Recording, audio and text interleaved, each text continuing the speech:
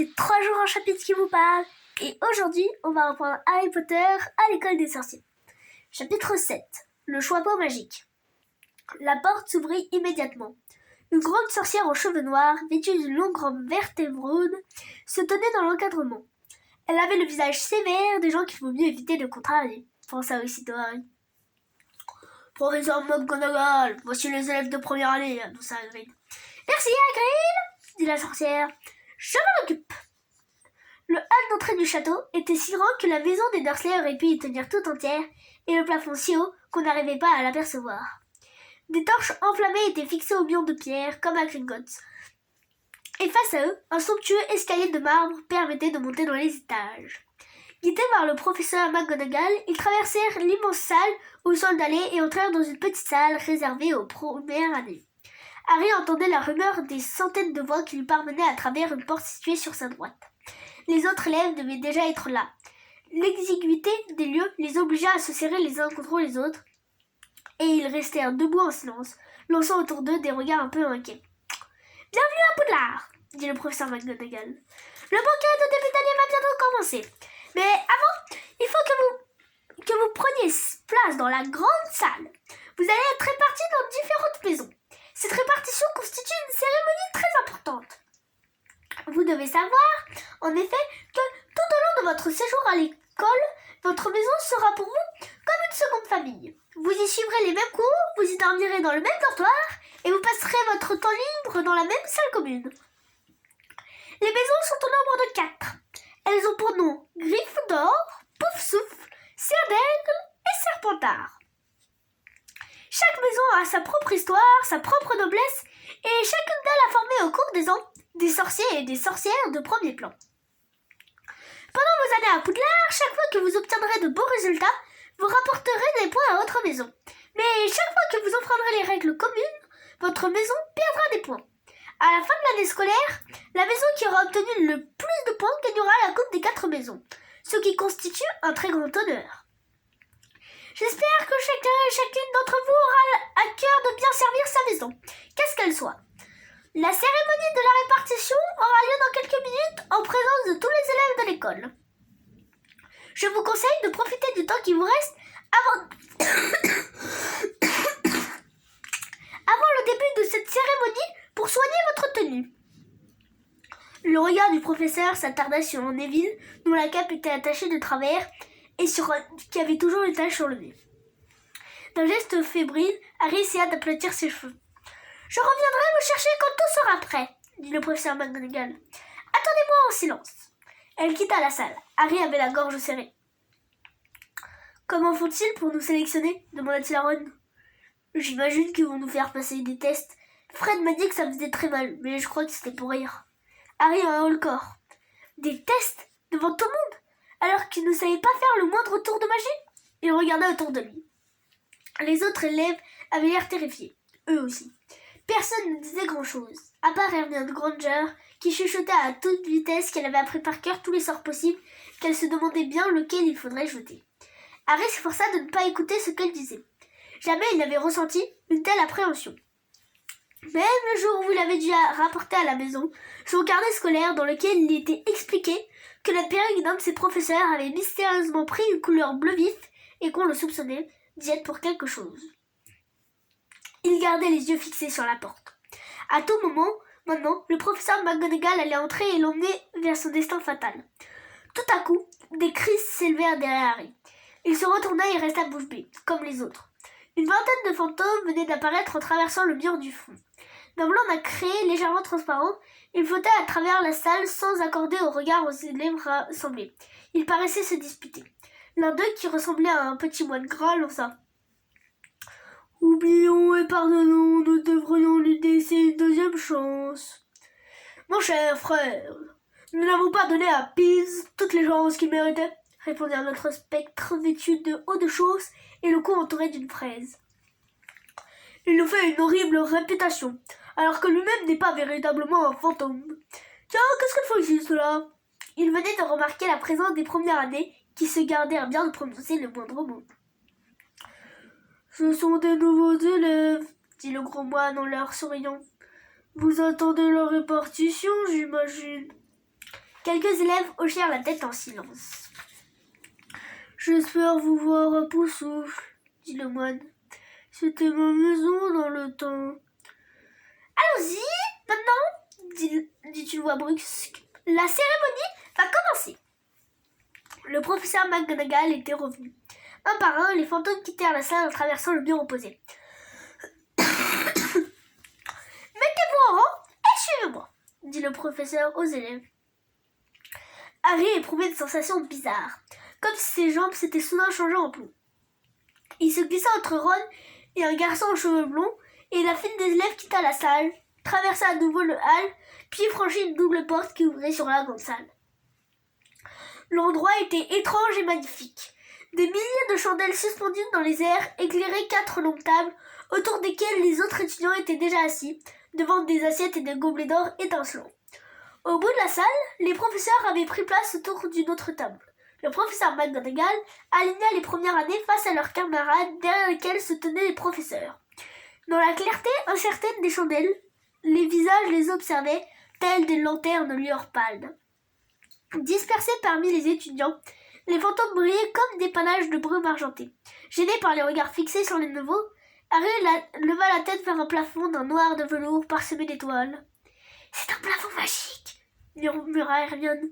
« Il a été fait exprès pour ressembler au ciel. Je l'ai lu dans l'histoire de Poudlard. » On avait du mal à croire qu'il existait un plafond. On avait plutôt l'impression que la salle était à ciel ouvert. Harry regarda à nouveau ce qui se passait devant lui lorsque le professeur McGonagall installait un tabouret à 4 pieds devant les nouveaux élèves. Sur le tabouret, elle posa un chapeau pointu de sorcier. Le chapeau était râpé, sale, rapissé. La tante Pétunia n'en aurait jamais voulu chez elle.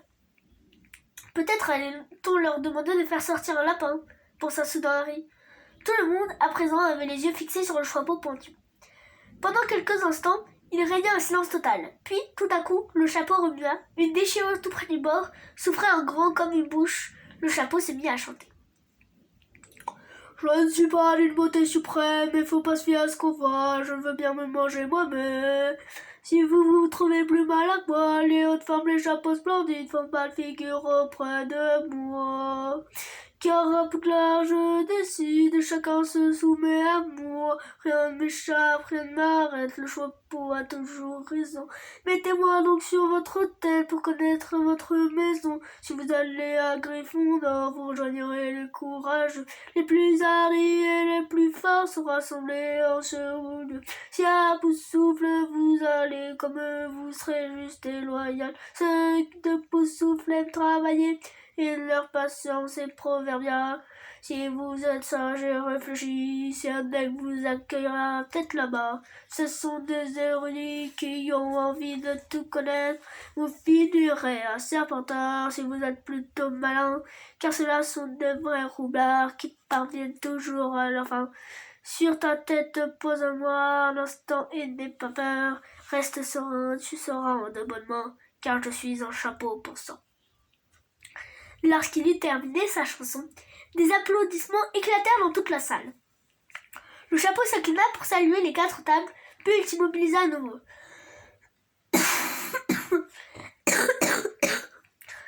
Alors, il suffit de porter le chapeau, murmura Ron à l'oreille de Harry. Fred m'avait parlé d'un combat avec un troll. J'avais bien envie de lui casser la figure. Harry eut un faible sourire. Essayer un chapeau valait beaucoup mieux que d'être obligé de jeter un sort. Mais il aurait préféré ne pas avoir à le faire devant tout le monde. Le chapeau l'impressionnait, et Harry sentait plus le moindre courage. S'il avait existé une maison pour les élèves au bord de la nausée, il y serait allé tout de suite. Le professeur McGonagall s'avança en tenant à la main un long rouleau de parchemin. « Je vous appellerai par votre nom. Vous mettrez le chapeau sur votre tête et vous asseoirez sur le tabouret. Je commence. Abbott Anna. » Une fille aux tarons avec des nappes blondes sortit d'un rang d'un pas mal assuré. Elle alla mettre le chapeau qui lui tomba devant les yeux et s'assit sur le tabouret. « Pouf souf !» cria le chapeau après un instant de silence. Des acclamations et des applaudissements se levèrent de la table située à droite et Anna alla s'y asseoir parmi les autres étudiants de Poussoufle. Harry vit le fantôme du moine Graal lui faire de grands signes enthousiastes. « Bonne Suzanne! Pauvre souffle! Cria à nouveau le chapeau. Suzanne se hâta d'aller s'asseoir à côté de Nana. Bouh, Terry! Appela le professeur McGonagall. C'est l'heure! Cria le chapeau. Cette fois, les applaudissements s'élevèrent de la deuxième table à gauche. Des élèves de Serdaigle accueillirent Terry en lui serrant la main. Brooke Hurst Mandy fut également envoyée à Serdaigle. Brown Lavande fut la première à se retrouver à Gryffondor. Une ovation monta de la tapisserie à l'extrême gauche. Les jumeaux se mirent à siffler d'un air joyeux pour saluer son arrivée. Bulstrode Millicent fut envoyé à Serpentard. Peut-être était-ce dû à son imagination.